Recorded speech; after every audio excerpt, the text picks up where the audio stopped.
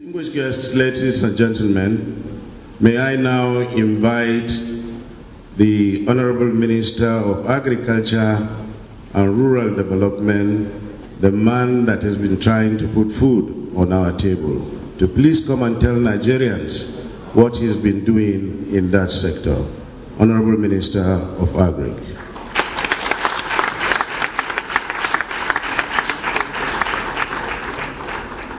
Thank you very much, Mr. Moderator.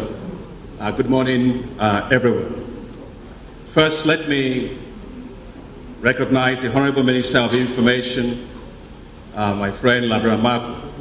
Every time Labran talks, I have a feeling that he actually knows so much of every ministry that he's actually a super minister, because he's in charge of all the information for everything that we do. And I think he's an outstanding Honorable Minister of Information for the country. When he was talking, the only thing I wanted to remind him of is that agriculture, hoe and cutlass, that one is gone. that the agriculture we're talking about today, you know, in my own language, there's a song they normally sing. They said, Ishe Agbe, Ishe Ilewa, Eni kò ṣiṣẹ́ a máa jalè, ẹgbẹ́ kíkọ́ láìsí ọkọ́ àti àdá kò ì pẹ́ o. Let me explain it. It basically means that any training you are having without hoe and cutlass is not finished. But that's what they used to tell us those days. So we've changed the song now. We said, well, learning without hoe and cutlass, that's not what we're talking about. Learning without tractor, combine harvester, and so on. So that's the kind of agriculture we're talking about. The Honorable Minister of State, Bukar Tijani, my brother, my colleague, friend, and co-pilot, and I think he's been an outstanding Minister of State in helping us to drive the work here. So thank you very much. The Honorable Minister of Environment, I think we are in an environmentally friendly situation here. So thank you very much and welcome. Permanent Secretary for the Ministry of Agriculture. She is an outstanding Permanent Secretary. You know, when Mr. President appointed women into key positions, I think the women here will agree with me. I think that women do a great job, but if I say they do a greater job than men, I might be in trouble. But I actually believe that, you know, women are actually quite outstanding, and she's a very outstanding Permanent Secretary. And we couldn't have done anything that I'm going to report today without her. If you understand civil service, you understand what I'm saying. It takes an outstanding, cooperative, supportive, focused Permanent Secretary to help you succeed. And so anything that I say here today, we couldn't have done without having your support, so I'm very grateful and I appreciate it. Permanent Secretary of Ministry of Environment, I see both of you are wearing the same colors, so which is very nice. Directors of my ministry, directors, regional directors, state directors, head of parastatals, and the folks that work day and night for us to be able to do what we do. And that includes even drivers, secretaries that work very, very late for us to do what we do. You don't get recognized in public, but I want you to know that without your support, we really cannot have achieved what we've done. I want to recognize the farmers of Nigeria. Do we have farmers in the house here? Yes. No farmers? No farmers? Great farmers. That's right. I want to also thank all the CEOs of the agribusinesses we have that are here with us. Our fellow Nigerians, distinguished members of the press. I want to start by talking about stewardship, because when we were appointed, myself and the Honorable Minister of State, Mr. President actually was giving us a responsibility of stewardship. It was a position of being a trustee. And as a trustee, actually, we are trustees over the resources of the nation. In other words, we're not spending our own money. We're actually spending your own tax monies. And so accountability is the most important thing for a trustee. And I think today we are going to explain to you how we have managed the trustee, as trustees of the funds that we've been given for the country. And I also want to say that as I go through today, hopefully you will find outside a lot of, agriculture is not talk. Yeah? So as you will see a lot of things outside, please make yourself comfortable and make sure that you are well fed, because as Minister of Agriculture, I have to make sure that you are well fed. And all staff of the President, Special Advisor for the President, thank you. Let me start with my first slide. First slide. Who is managing the slides? Yes. Let me say that Mr. President launched the Agricultural Transformation Agenda, which we normally call ATA. And sometimes some people, in trying to explain it, almost make it sound like NTA. No, this is ATA, Agricultural Transformation Agenda. Now, there's a reason why Mr. President did this. Look at the world today. You have a situation where the demand for oil is falling. You have every other person discovering oil. Every single country now has oil. America found shale oil. China also. So we are finding declining demand actually for our oil. And if I might ask you, how many of you drank oil before coming this morning? Anybody? And anybody smoked gas this morning before coming? Yeah. But food is what the world actually depends on. And Mr. President recognizes that unless we change direction, unless we make our economy more diverse, unless we make our economy more resilient, in future it will be much more difficult for us. So Mr. President took the decision that we need to diversify the economy. And the sector that Mr. President said that we must diversify into, because it has the greatest power than any other sector to create jobs, is the agricultural sector. Here is a quote from Mr. President.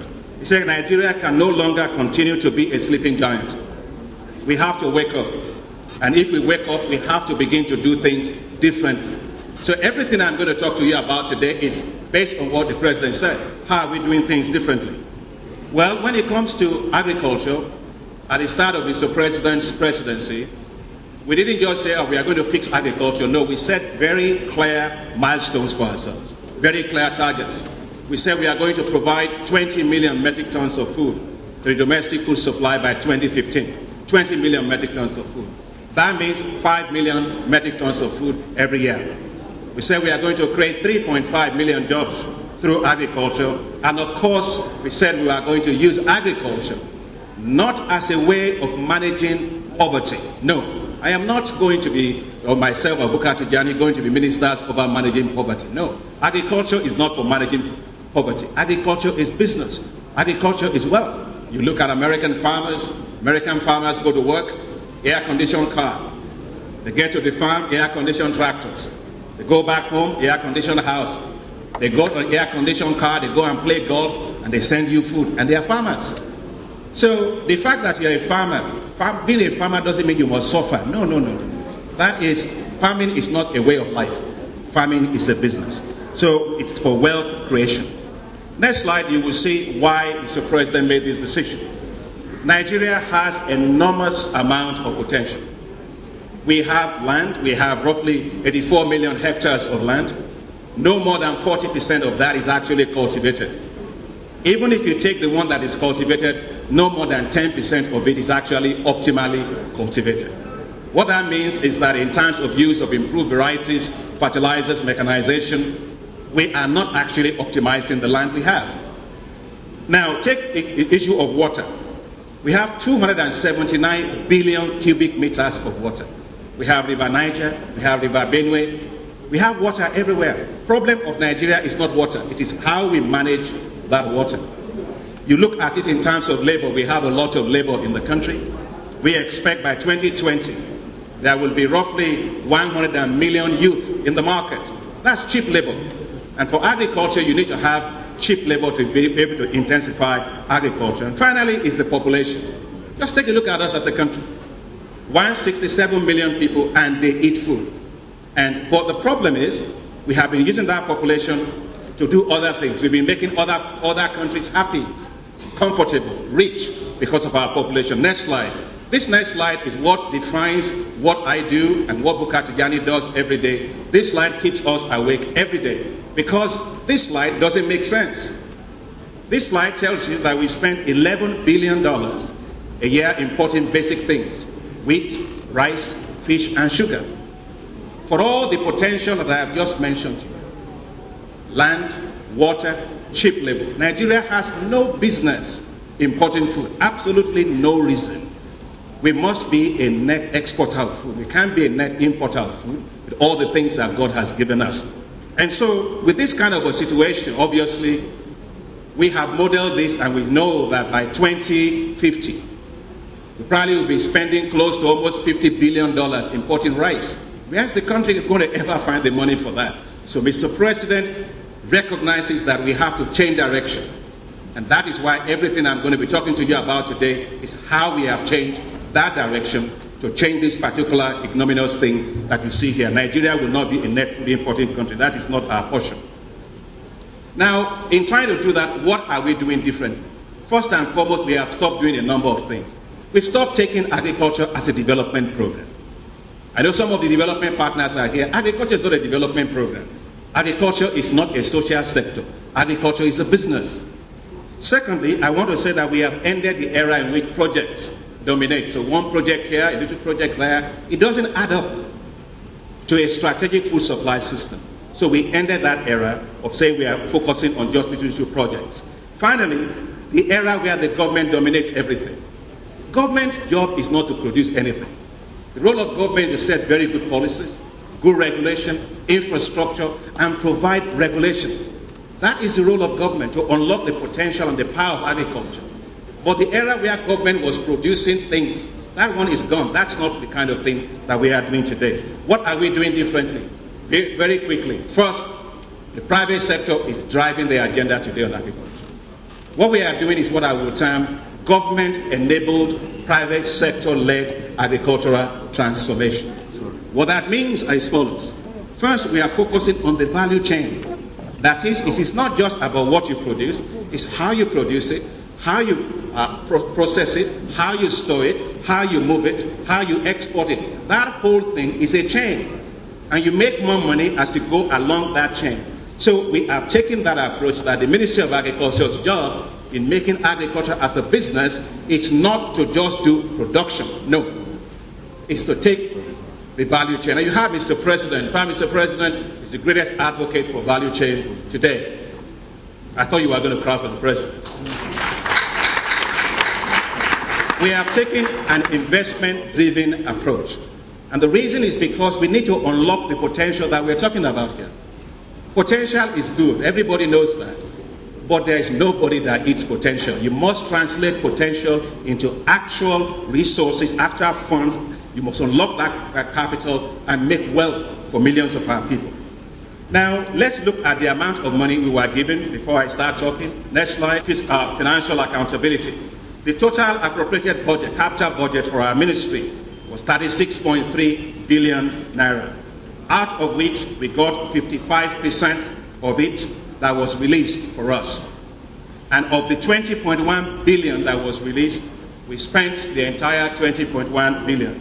But just so that you're clear, we actually had 36.3 billion and we spent 20 billion.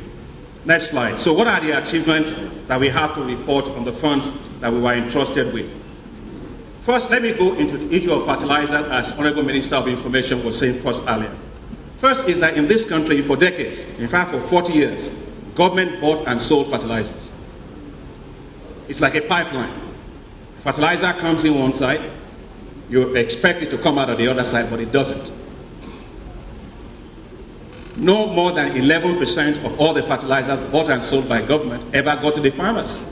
And so expenditure was rising, but poverty was rising in rural areas at the same time. It's very clear. Fertilizer is NPK, you have urea, but in Nigeria, fertilizer has a different characteristic, which is it has hands and legs, it can move. It moves away from the farmer's fields. Rich, powerful people, fertilizer moves to other countries, while the farmers here were getting poor. So basically, let's be clear about it. We were not subsidizing farmers. We basically were subsidizing corruption. That's what we were doing. And so when we took over, we brought this data and to the attention of His Excellency the President. Mr. President said, go and fix it. And we fixed it. I'm delighted to let you know that with Mr. President's support, we ended the corruption of the fertilizer sector in this country.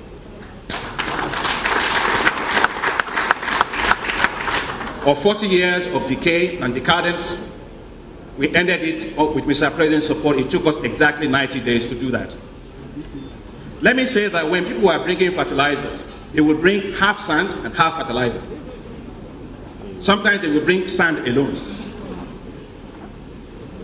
And they would bring seed. They would buy grain from the market and sell back to government as seed. The price of seed is 5 times the price of grain. So you can imagine how rich people were getting, what farmers were getting for. So what did we do differently? We took the government out and we put it back into the hands of private sector. As I report to you today, all fertilizer and seed in this country is no longer bought and sold by the government.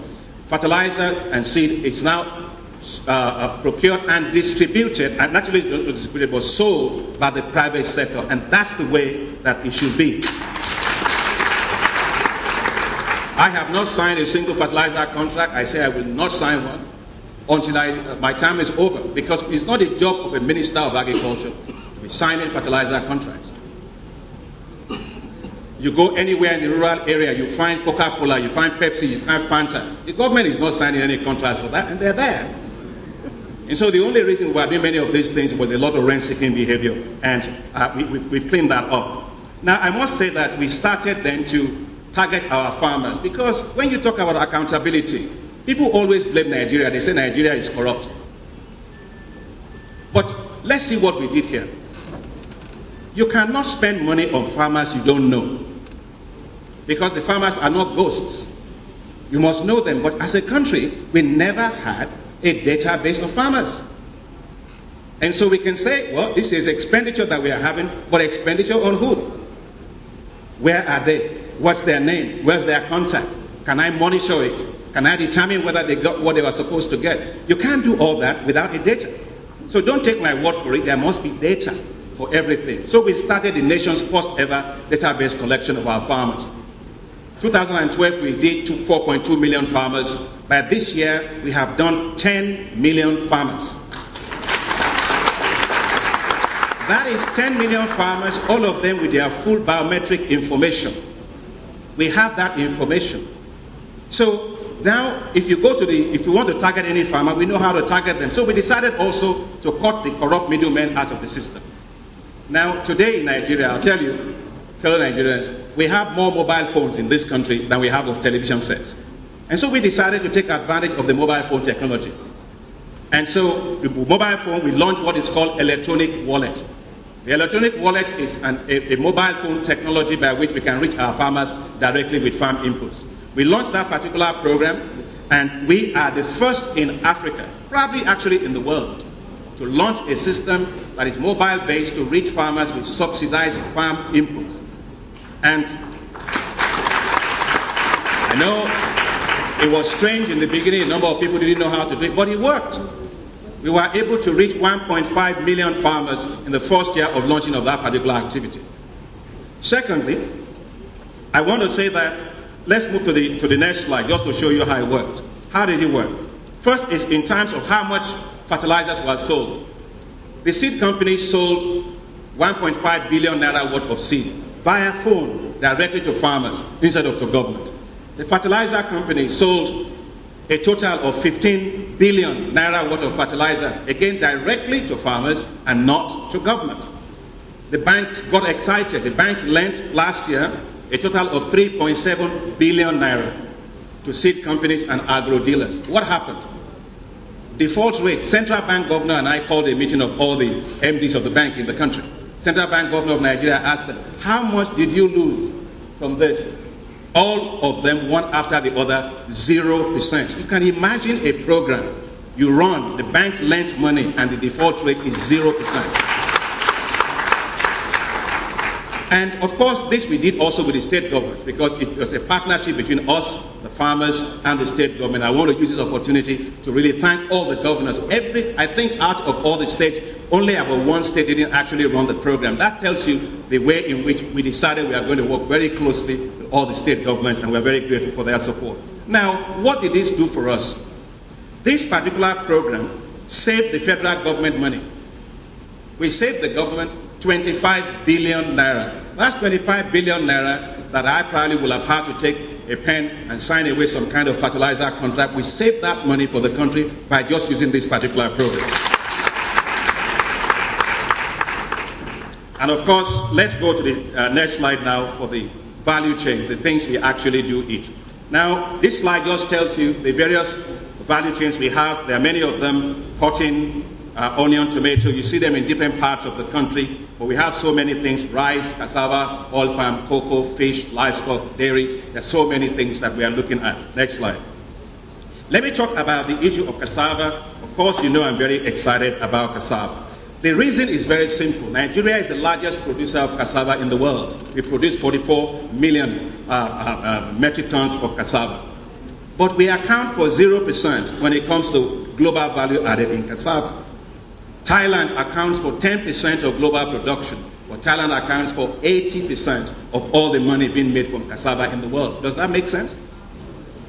And so we decided to do something about it. When we were appointed as ministers, we found out that 45% of the cassava in this country were underground. The farmers could not harvest them because there was no markets for it. And so we had to quickly get to work and begin to look for markets. Cassava you can use and turn into starch. You can use cassava for dry chips for animal feed. Cassava you can turn into ethanol. Cassava you can turn into high quality cassava flour. Cassava you can turn into sweeteners for actually replacing sugar. And so all these things are the things that we decided to do. So we started a big value chain work on cassava. Now, let me just show you some of the things that we've done. First and foremost is that we've been able to we distributed 30 million bundles of cassava cuttings to farmers last year, all free of charge. Next slide, you will see that is the handsome president in the country. Mr. President with cassava bread. Now, on November 30, I think it was November 30, 2011, I gave to His Excellency the President this cassava bread in council. And a number of people were, well, you know, why would the president of a country hold cassava bread? Is this not some kind of political thing? No. While some people were saying that here is the economics of it, this is all about economics, not about politics. We spend 656 billion naira importing wheat every year. And wheat, when God said man shall not live by bread alone, did he say they have to eat wheat bread?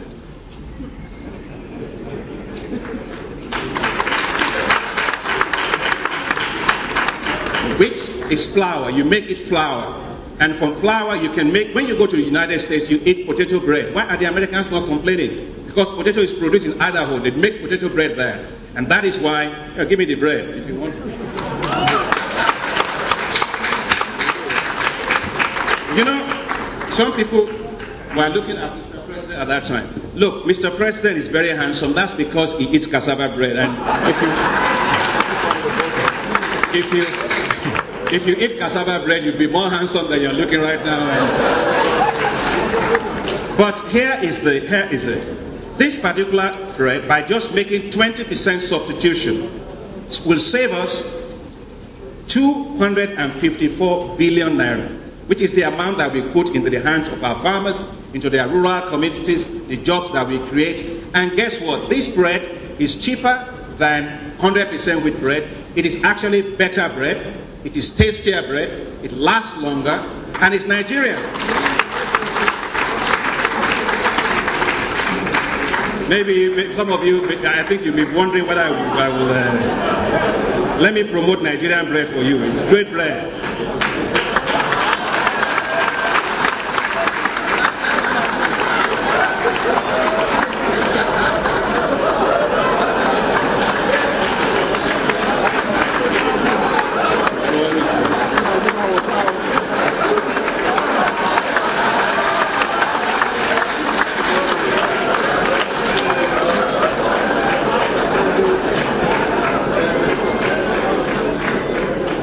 Thank you very much.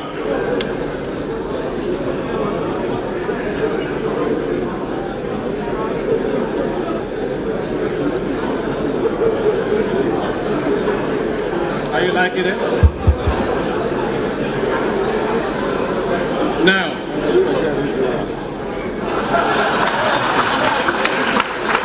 thank you, Honorable Minister of Environment. Now, as you all go out, every single person is going to get this bread. Now, the reason this is important is that I want you to taste this bread. I want you to eat this bread. You'll be amazed. Lower also in terms of gluten. It is better for health.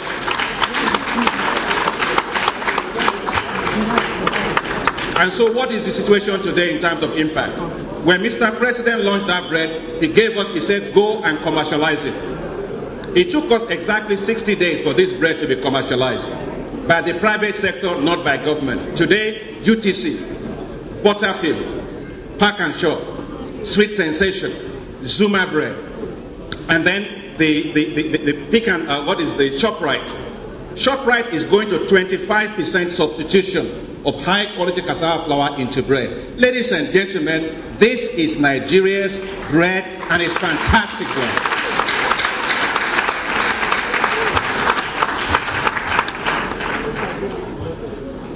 And you can imagine what that does for all our farmers. Next slide, we go into what we are doing with dry chips.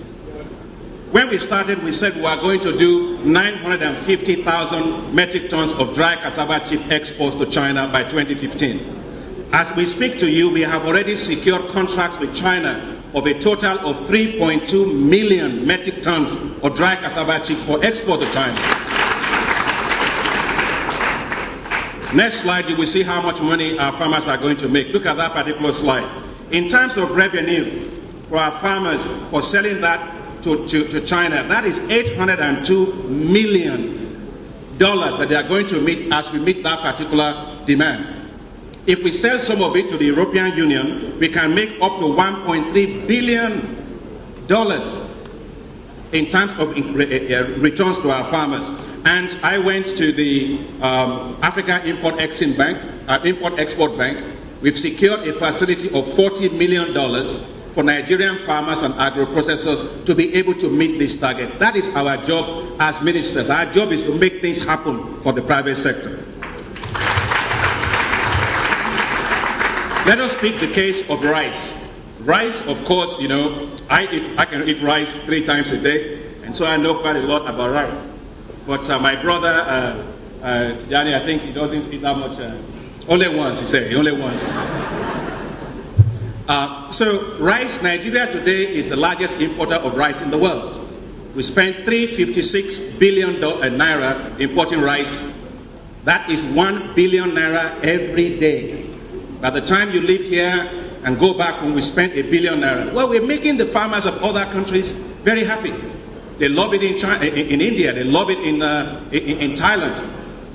But you can grow rice, upland rice, lowland rice, Fadama rice, irrigated rice, mangrove rice, from Sokoto to Kebbi, to Jigawa, to Bauchi, to Katsina, to Kano, to Abakaliki, to Abeokuta with Ofada rice, all the way to mangrove rice in the Niger Delta. Rice everywhere we can. We should not be importing rice, we should be exporting rice.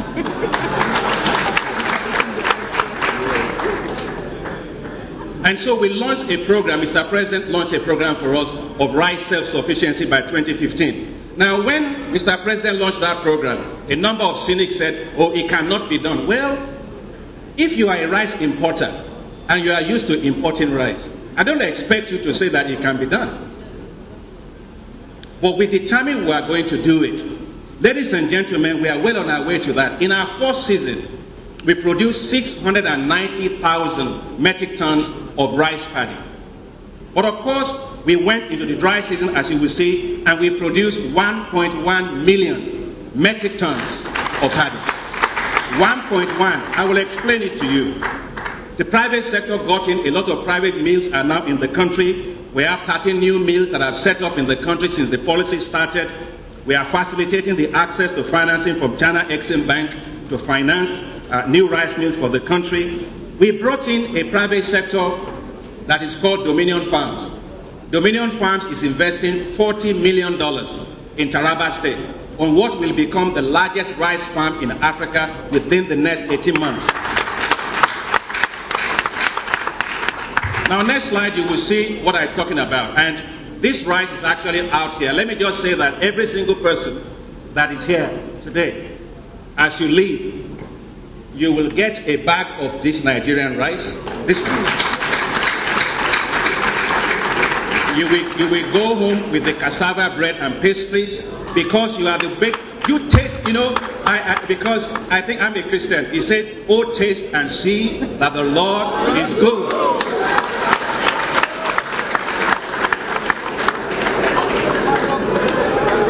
So as far as we are concerned, if it is not Nigerian, grown in Nigeria by Nigerian farmers, milled and processed high quality in Nigeria, is not good enough for Nigerians.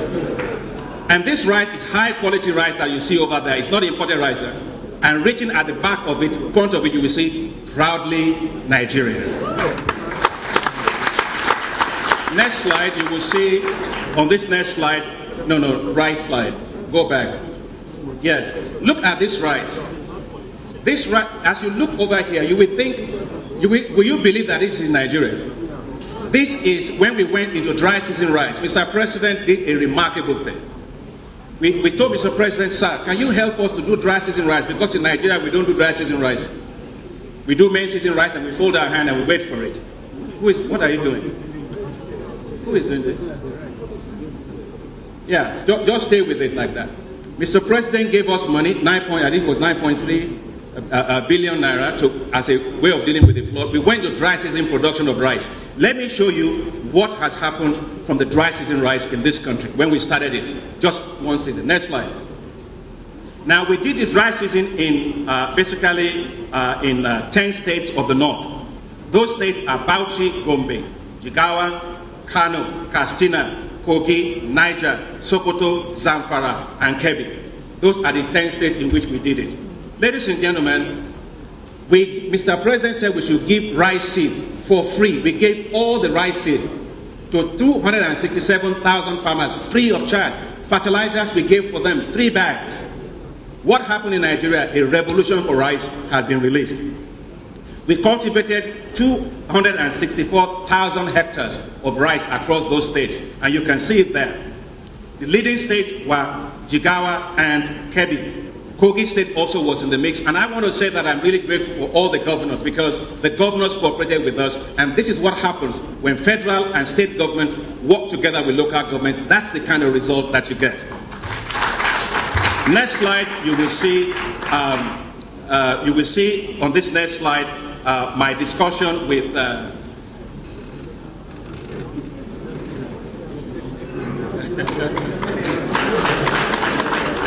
on this next slide, you can see the lady over there. Her name is called Ladi Maladi. Ladi Maladi grew 1 hectare of rice. She takes care of 23 orphans. This is in Baccalaureate. This year, from that rice, she's going to go to Mecca. All from 1 hectare of land. And the farm you see in front of her, with a little bit of sand, that is not her farm. That farm in front of her belongs to a man. The one that is behind her, lush green, that is Ladi Maladi's farm.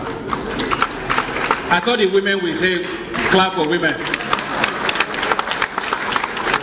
I believe women farmers are better than men farmers. Next slide. What did this mean in terms of total production of rice?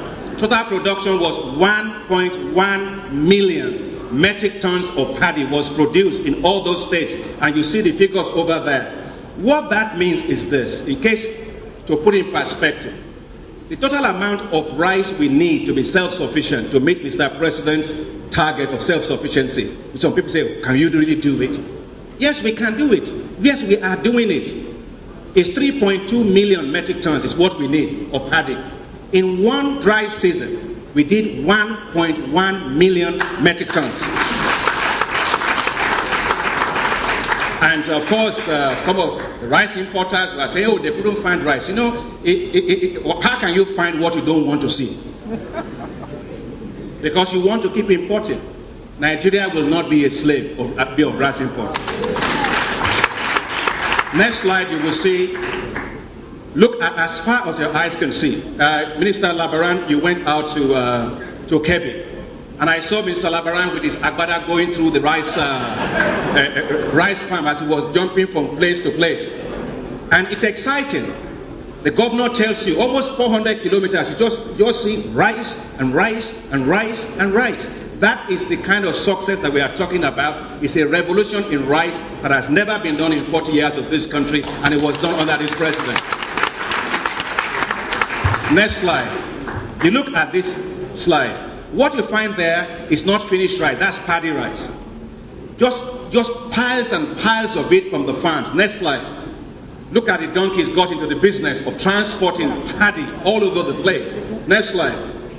Look at the bales of rice. As far as you can see, all you see is paddy and paddy. Next one. Next slide. Look, talk of jobs. They load all their paddy onto these camels. All these camels walk all the way. It's just a lot of jobs unleashed all over the place from all those states, from Sokoto to Kebbi to Zamfara to Jigawa to Niger and to Kogi. Everywhere jobs are being created. Next slide. Now, what has happened in terms of the economic value? That is, how much have we added to the economy from this work? This particular slide gives you the number. The dry season rice transformation has injected 77 billion naira apples and oranges. When it comes to jobs, you can't go to a farm and say, I find 10 people or 50 people working, so you count them and you say that's 50 people. Then you go to the next farm, you find 100 people, you count. No. That is not how you compute jobs. That would be an overestimation of jobs. The way we did it in our methodology was, how many people were working on the farm? How many man days were they working on the farm? And for how long a period did they work on the farm? We computed that based on the area cultivated, and then we divide that by 300. What that means is that it's only when you work 300 days, man days in a year, that you can say that is equal to one job equivalent. Are you together with me? That is how we did it.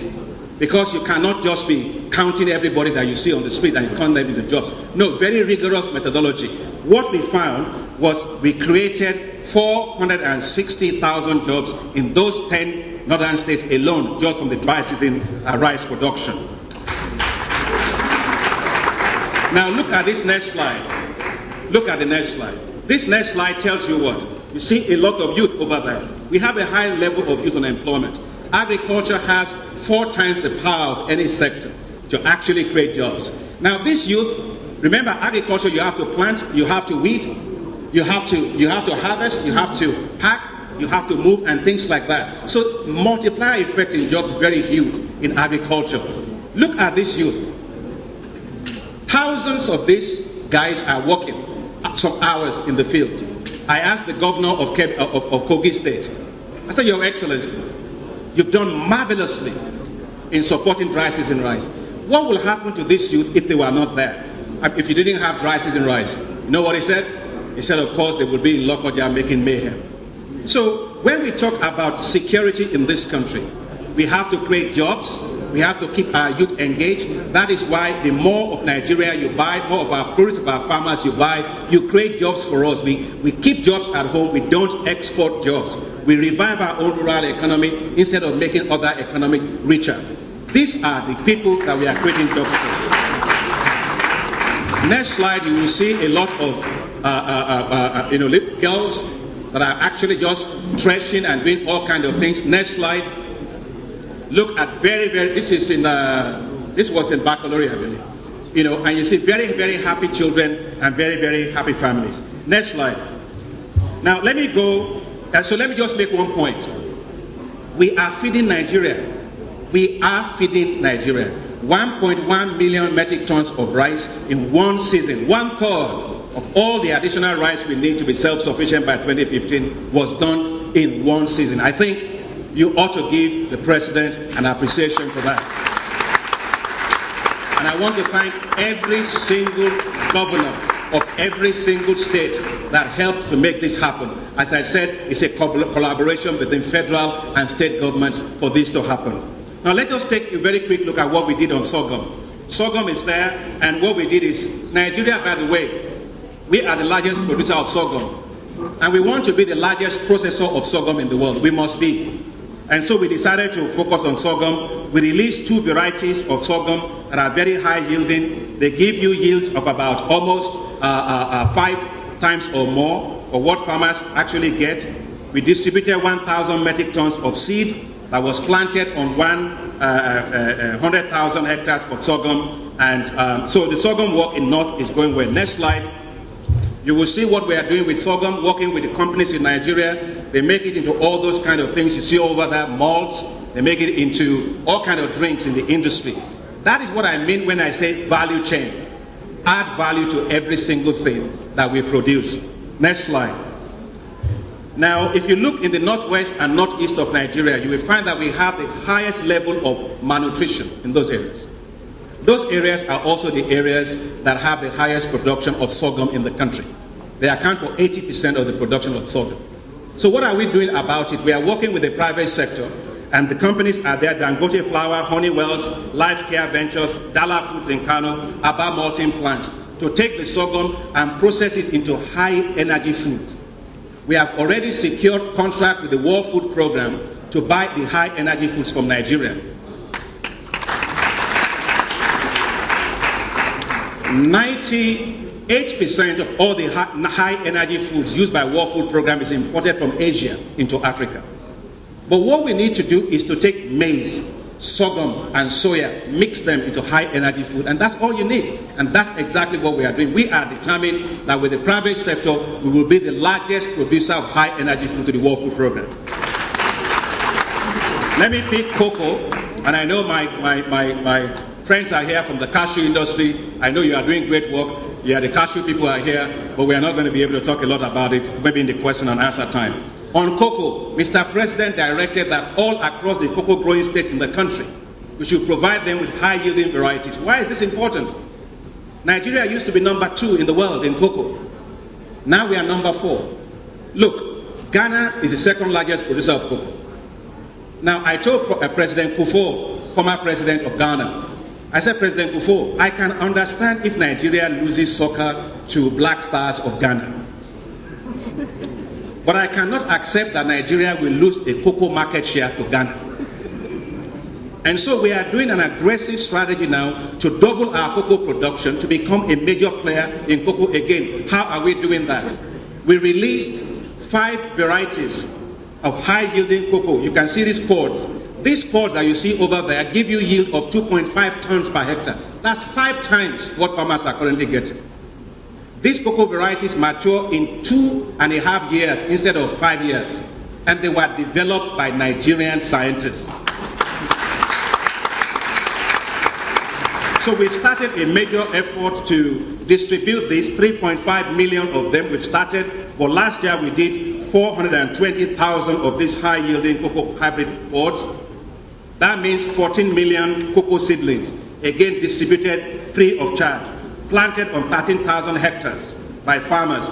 We distributed hydrocarbon-free jute bags, 2,500. We distributed 4,000 pumps to 50,500 farmers growing cocoa. Let's move to oil palm. Nigeria used to be number 1 in the world in oil palm production, in palm oil production. We were accounting at that in 1964 for 26% of global production of oil, palm oil. Today, our contribution to global market is 0%. We are now a net importer. We have been a net importer of palm oil. Yet the whole of the southeast of Nigeria, people send kids to school just based on oil palm plantations. Now we are buying palm oil from Malaysia, we are buying it from Indonesia, and some people are even making the case for us to lower tariffs so we can buy some more. No, that is a prodigal mindset. We decided we are going to change that, so Mr. President gave us permission. Go ahead, take high-yielding varieties of cocoa, of oil palm seedlings, and recapitalize all the plantations in Nigeria. So we started. We are distributing to farmers 4 million improved seedlings of Tenera seedlings all across the palm oil growing states in the country.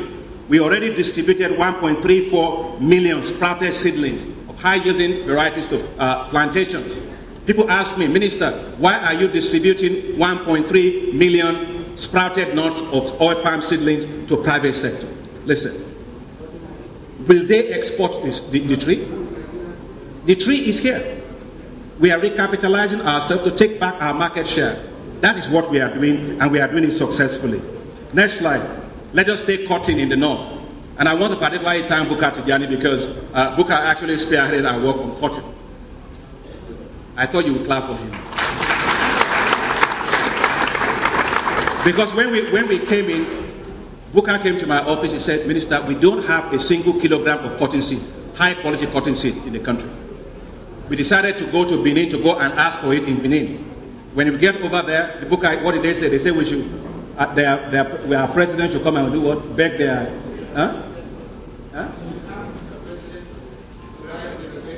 Come and say it here.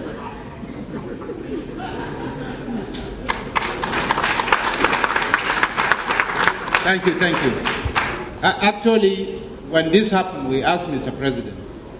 Initially, we wrote to our own ambassador and the Minister of Agriculture of Benin Republic. And they told us that, no, we have to tell our president to call the president, Benin's president. And we said, what are we trying to do? And we realized that they don't want to part with one single seed of cotton. Because since Nigeria has been a main cotton producer, once we get seeds from them, within a year or two, we can actually beat them. So that was what happened. And luckily, there are private sector farmers within Nigeria who have clean, pure seeds. We went into an MOU, we bought these seeds, rather we asked them to give to farmers because we are not buying seeds anymore. And now we have, for this year, up to 5,000 metric tons, which can go to 11 states, we said. But we have more states. In fact, about 16 or 17 states are saying, look, we are also cotton producers. So, but we are ready for them. That's what it is for. Thank you. You see what I'm saying? Every time you fly a plane, you find a captain and you find a co-pilot, and so you can see what I'm talking about. And we distributed that 1,500 metric tons of seed all across the 10 states in the north. They were planted by 35,000 farmers on 75,000 hectares of land. And again, all that seed was provided free of charge. Each kilogram of seed that Minister mentioned costed us 240 naira per kilo, compared to 42 naira per kilo that they are doing. And Enyayeju was also working within one of my directors, stand up, and I think great job you did. So what does this all mean in terms of summary? Next slide. Here are the summary. For cassava, we distributed 24 million improved stems, which was planted on 10,000 hectares. Sorghum, 500 metric tons of improved seed, distributed and planted on 40,000 hectares. Oil palm seedlings, 4 million sprouted nuts planted on 28,000 hectares. Cotton are just tons of rice paddy. In the rainy season, we planted 117,000 hectares. And maize, farmers planted 67,000 metric tons of seed on 3.5 million hectares. Let us now say, what does it turn to? Because at the end of the day, I remember when I was a student in the US, I used to watch an ad. And that ad was about hamburgers. And they used to say, where's the beef? So they wanted to see what's the beef in the hamburger.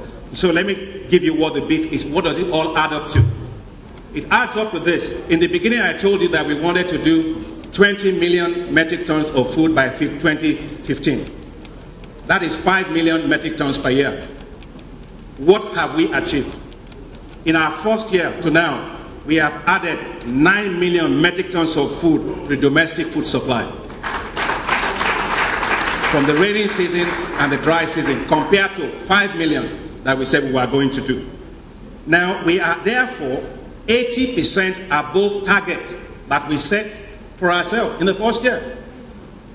And that is also 45% of the target of reaching 20 million by 2015. I want to say that I'm very, very proud of every single one of my staff for all the hard work that they've done. I'm even actually much prouder of the farmers for actually making this happen. Next slide, summary in terms of jobs. I've explained the methodology to you that we use. How many farm jobs were we able to create? We created 2.7 million farm jobs, and I've not counted jobs across all the other value chains. I'm just talking about farm jobs in rural areas and things that we've done. That's 2.7 million jobs. We said 3.5 million jobs will be done by 2015. That is 77% of the total amount of jobs we were targeting for 2015. Let me also say that we protected 1.2 million jobs. You know, when you think about jobs, you create new jobs, you have to protect existing jobs. By doing the electronic wallet and reaching those farmers, every one of them, with seeds and fertilizer, they protected their own jobs first before they can actually hire other people. Next slide. What does it add to in terms of contribution of the entire work of the agricultural transformation agenda to the economy? The total amount that, in terms of gross economic impact, because in gross economic impact, remember, you have not taken into consideration yet the cost of labor, the cost of inputs, and all of that. But in terms of gross economic impact, which is your yield, your area, and your total production multiplied by what the price is. That's what it is that I'm showing you there. The total economic impact there is 591 billion naira in terms of contribution to the economy. 591 billion. Next slide. Now, let us take care of all the labor costs, fertilizer costs, and everything else. What does it contribute to economy? The total contribution of all our work is net is 174 billion naira from just 5 value chains, that is cassava, rice, sorghum, maize, and cotton. And as we go into 2013, you will see a lot of impact coming from things like fishery, because we are now just getting into fishery massively now. Because last year we were not able to get a lot into fishery, but this year we are going to do quite a lot. But even then, 174 billion naira net income going into our rural areas from just an activity. Remember what our budget was. I told you our budget was just about 30.6 billion naira. So I don't think we've done badly in terms of return on investment. Now, we're working with the banks. Finance is a major thing in agriculture because interest rates are very high and very difficult for farmers to get access to inputs. I want to really show appreciation to the Central Bank Governor of Nigeria, Sanusi Lamido, my friend, for actually working with us to create this facility called NISAL. NISAL reduces the risk of lending by banks to farmers and agro-processors. And NISAL is now off and running. It's been capitalized with 75 billion naira, and they started lending, they were going to lend through NISA 60 billion naira this year. And so we are very proud of the fact that that is off to a very good start. Remember that you can't get water out of the rock, so without finance, you cannot really do anything as a farmer or as a business person. So, but the farmers and the agro dealers that got financed last year, they got it, 0% default. I think you can trust agriculture. You can trust us. You can trust. Where are my private sector people here? You can trust these people. They don't default. The people that default are usually the big guys. Next slide. This is my friend Sanusi Lamido. Now, why will the American government put in $100 million into a facility of NISAL in Nigeria if it was not well designed and working? The American government has put in now $100 million into this facility of NISAL to make it work. Next slide. We are also working on a different facility in my ministry, which is, generally if you come to our ministry, one of the private sector people that came to our ministry went and reported to Mr. President at a major function. He said, if you come to the Ministry of Agriculture in Nigeria, he's a foreigner. He said, when you come over there, you actually think you're in the private sector, because every single thing is managed as it's in the private sector managed, and that's the way it should be. The job of government is to make things happen for the private sector to unlock the potential of our agriculture. So for finance, we are doing something very creative. We are setting up a fund through the Ministry of Agriculture and KfW. KfW is the German bank. It's the largest development bank in the world. It is a total of $25 million. We took some money from government. We are hiring private investment managers that will use this money to unlock capital from our own capital market. And the DG of the Security Exchange Commission and DG of the Nigerian Stock Exchange are the ones leading this activity, working closely with the ministry. What we are trying to say here is that these businesses that are here, they need access to low interest rate, long-term financing. We are not going to fold our hand and wait for anybody. We decided to set up this particular fund that will help to raise the financing for them. And we expect this fund will grow to $200 million. Now, in terms of, when I tell you about private sector, agriculture being driven as a private sector, the taste of the eating, what do they say? Taste of the pudding. The taste of the pudding is in the eating, and in the eating of the pudding. Now, if the pudding doesn't taste good, will you take it again? So here's what has happened. Because of the drive that we are moving with this, so far, Nigeria has been able to generate $3.3 billion of investment commitments in executed letters of intent from several companies. Some of them are the largest companies in the world. ACO, I will not name them, you have it in the presentations that are there. Now, we also have generated an additional $6 billion in investment commitments from some of the largest companies in the world. Flour Mills of Nigeria, of course, is there. SAB Miller, Dangote, Olam, Cargill, Diego, Indorama, and so on. Even AG Leventis that used to have farms in Nigeria in those days and abandoned them, they're back because they see that things are really changing with regard to agriculture in this country. Next slide.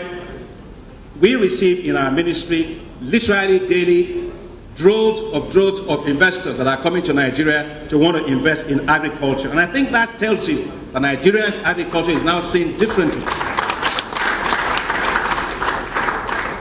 But it's not just the foreigners. Look at what our own people are doing. Next slide. You see over here, Nigeria is the largest producer of citrus in the world. I mean, second after China, I'm sorry, citrus. But where is the orange juice from Nigeria?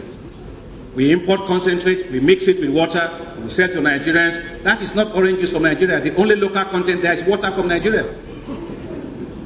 Now, you take a look at it, our private sector, we're working with them today. Transcorp Group, the Terra Agro Group of Tony Olimedo's foundation, they put in 1 billion naira into this juice processing plant in Benue, in Makurdi, and that is actually now processing a lot of the fruits in Benue.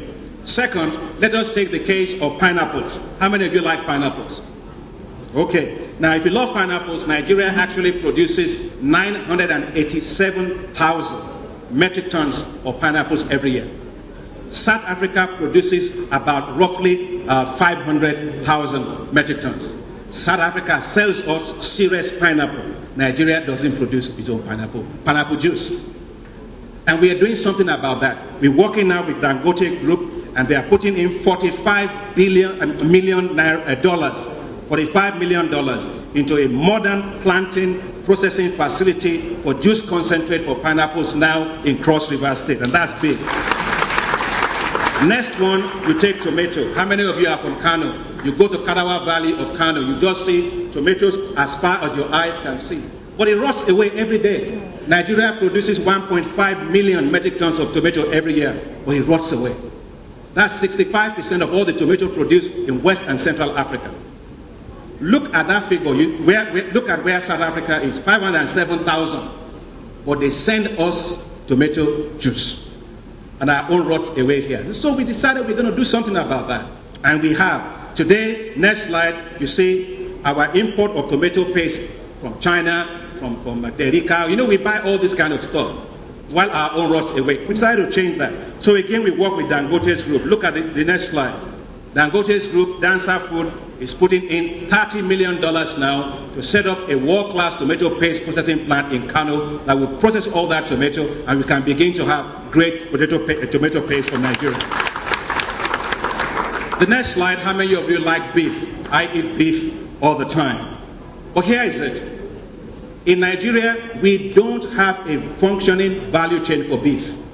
We move animals, we don't move beef. And as we move animals from the north, we move this way. The farmers and the Fulanis kill each other in the north. When they get to the south, the farmers and Fulanis kill each other again. Not over anything, but just over what? Moving animals, over grazing land.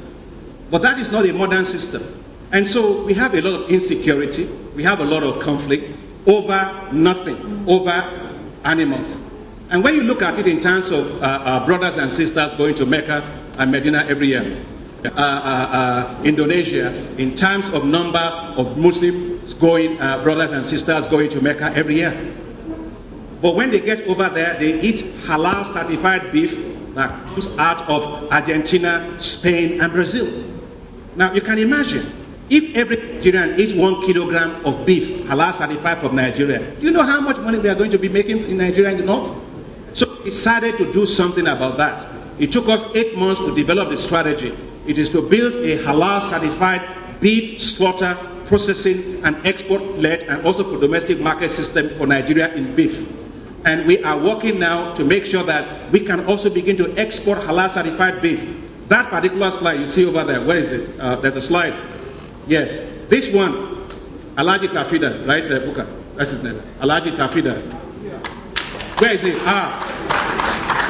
You know, it's always nice to tell the truth. I was not even aware that he's here. Well, that is Alhaji Tafida. Alhaji Tafida has invested ₦1 billion into this facility. This facility is a halal certified beef facility.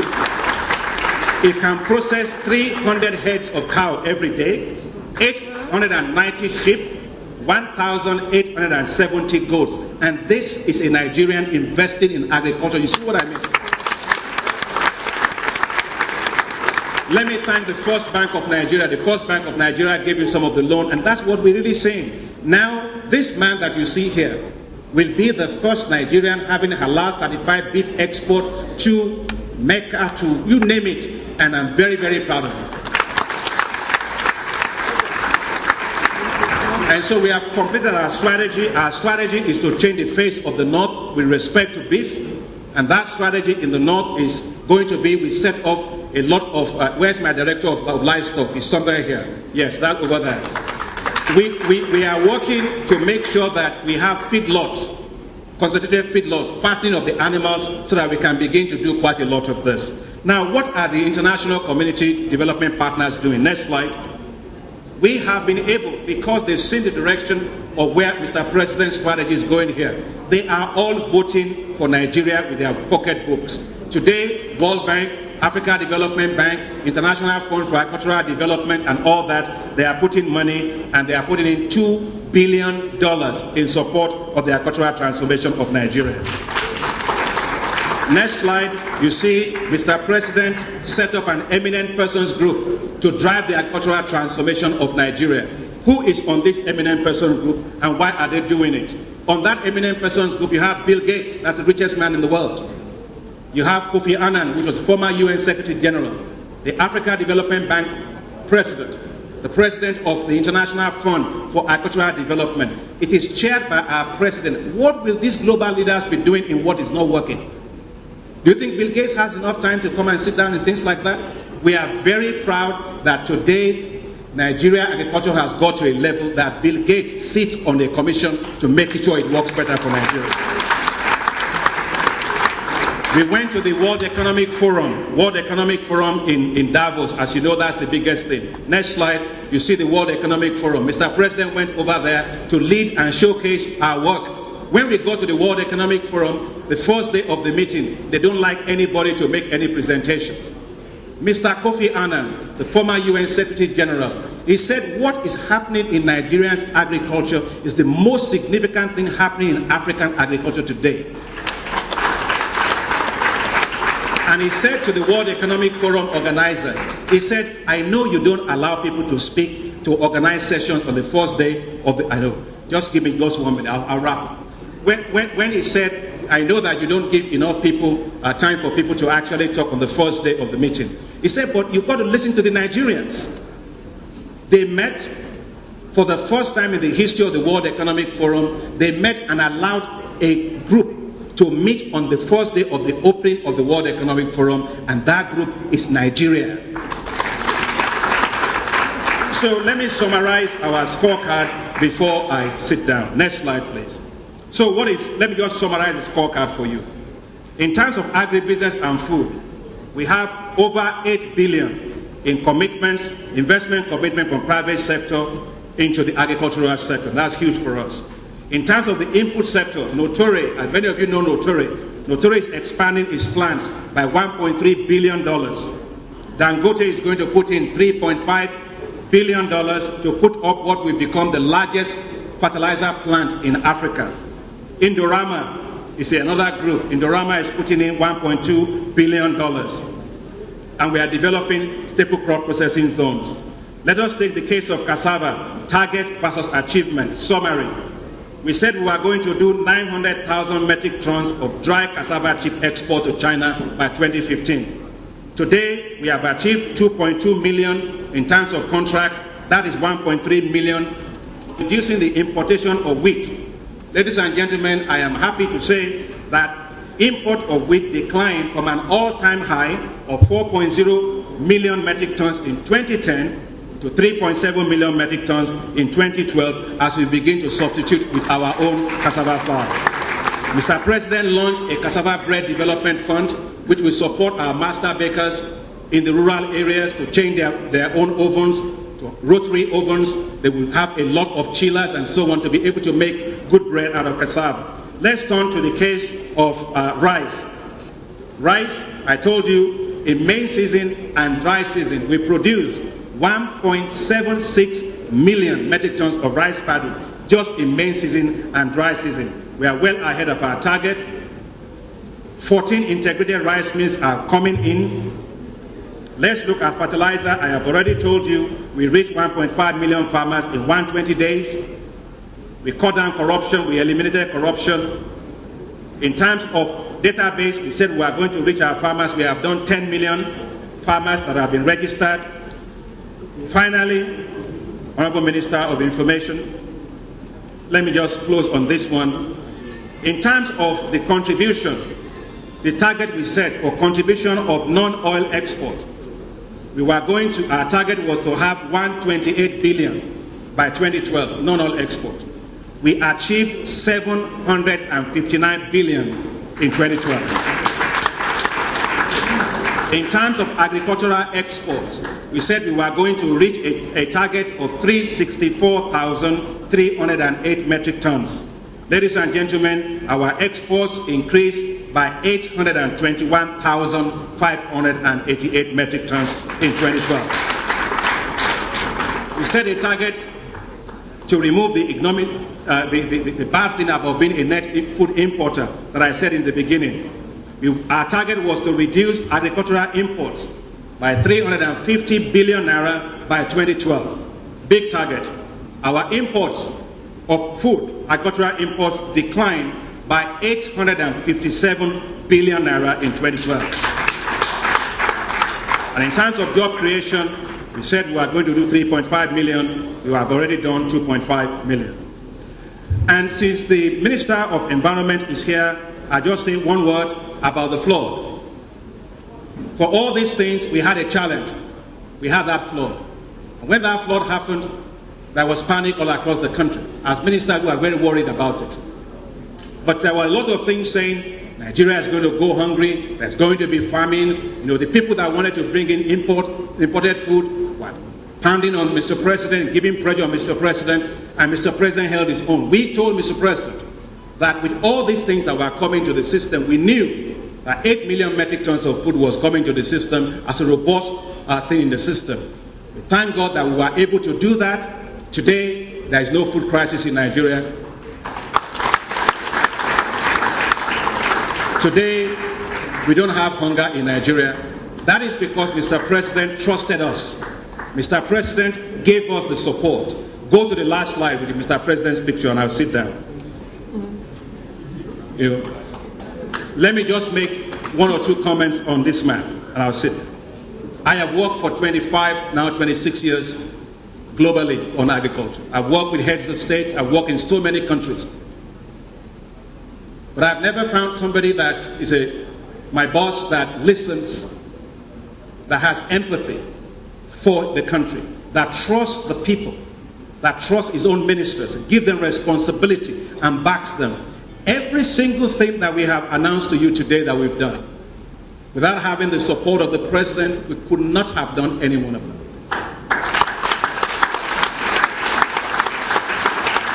And I want to say that Nigerians should give the president credit. We, myself and Buka, are very grateful for the support. I wanted to watch agriculture because the president is leading the way in making it happen. This is a sector in which we have been given a lot of responsibility.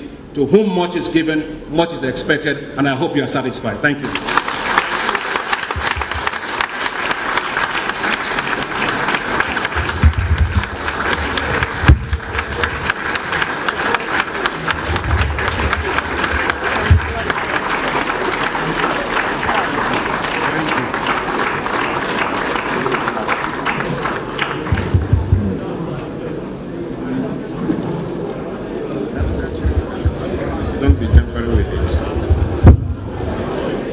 Thank you very much.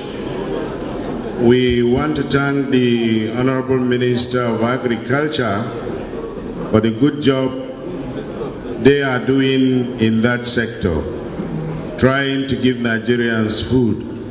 Distinguished guests, ladies and gentlemen, you've all applauded, but I think it is not enough. Let us once more put our hands together.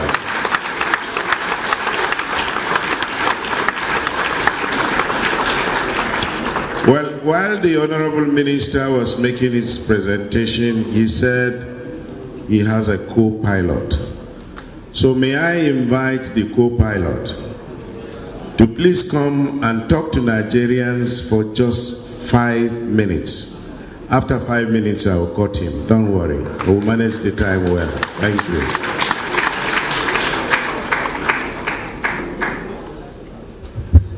Thank you so much.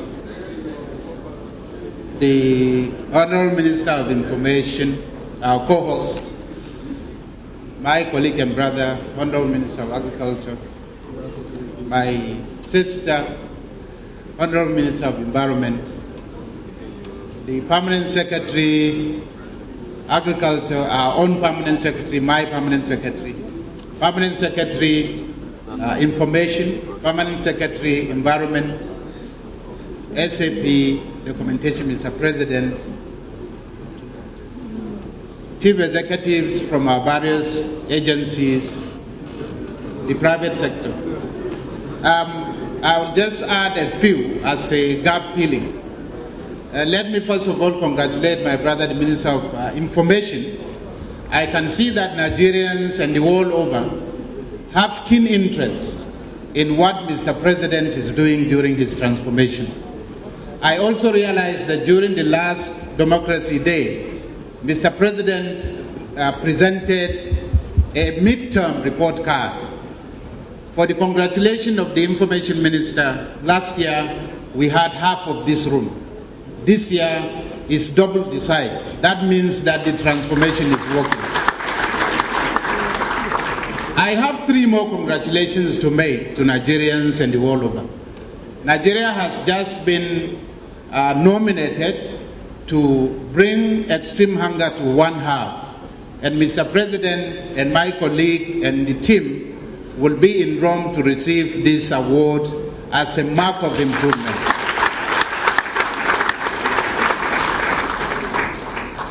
Number 2, the Federal Executive Council has just approved the draft fertilizer bill, which has allowed what my colleague has presented.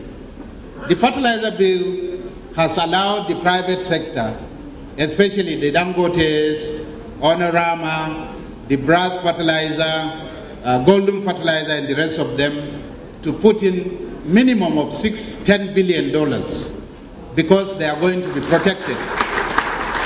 It is the business environment and the law that will allow them to invest a lot in fertilizer. I also just want to remind Nigerians that Nigeria is the 5th or the 6th largest oil producing country. But when it comes to gas, it is actually the 3rd or the 4th largest in the world. And gas is the key key component of all nitrogenous fertilizers in the world. And you know that Nigerian gas stands one of the best in the world. So the investment in the fertilizer sector for us in the agriculture major sector is a key aspect of growth, income, and also a better Nigeria. Now, I want to touch on a few areas which my colleague has touched lightly. Of the value chains, I know those who are in cashew, shea, sesame, ginger, wheat, and the rest of our crops, and yams also, are saying, what are we doing about them? Now, let me start with groundnuts, which I have not mentioned.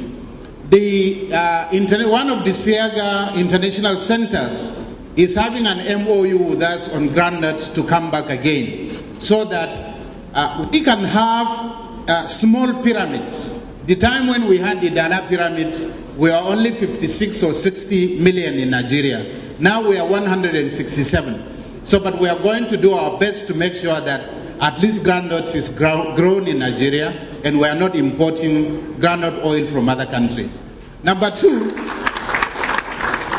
sesame is already an exportable crop. Actually, if half of Nigeria can produce sesame, all of it can be exported out of this country, because it's a major income earner worldwide. For yams, I have to put on record that Nigeria is the largest producer of yams. Everybody, especially women, are no more pounding yam, maybe except in Benue. We are now using yam flour to make our yam fufu. So that one is also being encouraged. But the global support Mr. President is giving for processing is that all these value chains, when it comes to processing, when it comes to equipment imports, they will have zero tariff in terms of customs. So that will give those value chains that are already on for them to bring in a lot of equipment for value addition. I want to touch very quickly on agricultural extension.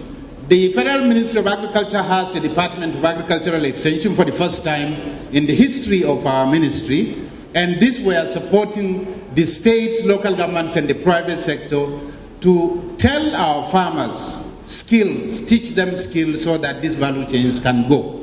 And I want to say that the Bank of Agriculture is going to be recapitalized so that farmers can get a lot of loans again, and we can move forward from that.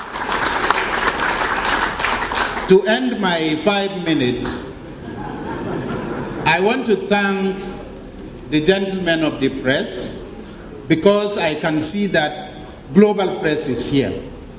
Number two, I appreciate what my brother Labran Marco has said about being a doctor and a PhD. On a lighter note, is Mr. President, I told him, look, I am not a PhD, because those who have PhDs will now keep saying, look, this man is not a PhD and he's being called a doctor. And I say, for the first time, I am not crazy about being called a doctor, but I appreciate the gesture, and I want to put that on record. I want to also ask you finally to support our dear president. He has for the first time produced a midterm report. This report is everywhere, the media knows. And we're supporting him as ministers, we are supporting him as a country so that he can transform Nigeria for all of us. And it is not for those who have voted for him, but for all Nigerians.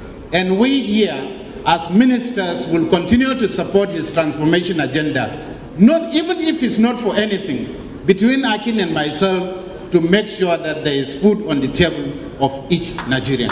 Thank you.